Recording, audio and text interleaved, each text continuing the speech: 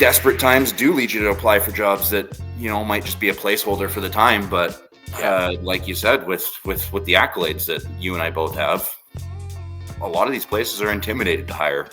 Well, that's it. They get scared. Whether it's they're scared of what's this guy actually coming in, what's his motive to come in here? Is his motive to come in and take over? Is his motive to, what's his ego going to be like? By the way, it's to pay his fucking rent. And that's just it.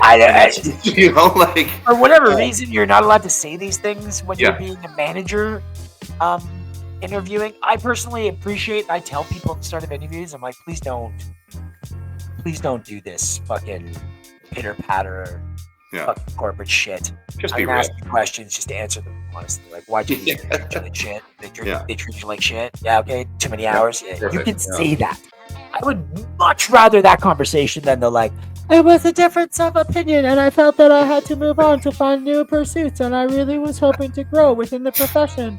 And yes, I'm a team player and a self-starter. And I never get angry. I am always... None of this shit matters to me. I usually ask, how long does it take before you break? Yeah. Yeah. What? Valid, fair how question. Long? Yeah. How much stress can you take? Yep. And how's your endurance? And they're like, what do you mean? I'm like, how long can you stand in one spot and still function? When do you start to lose it? When are you in an average day? Is it 6 hours in, 4 hours in, 8 hours in? When do you start to falter? And they're like, if you're 6 hours, I'm like, okay, thank you for being on it. That's all I have to hear. Because then I'll just schedule you for 5-hour shifts. Yep. It's not a shot. It's just, again, this goes back to that. Everybody has a thing that they bring to the table and value. And I need to know it's in your strengths, right off the hop. But I can't go sit across a fucking table from some sort of fucking dipshit GM and be like, why are you here? So I get paid. Exactly. I'm here to change the food name. Do you want to do you see yourself in 5 years? No, I see myself getting paid. What the fuck? I see myself in 2-week increments. What the fuck?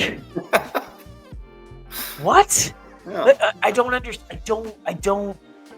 I am not going to be able to express to you in a meeting or whatever what my passion is for food and food service. I'm also not going to tell you all that shit the first time I meet you. If you want to ask me questions about my specific thought process when it comes to specific things that will be impactful on my job, have at it.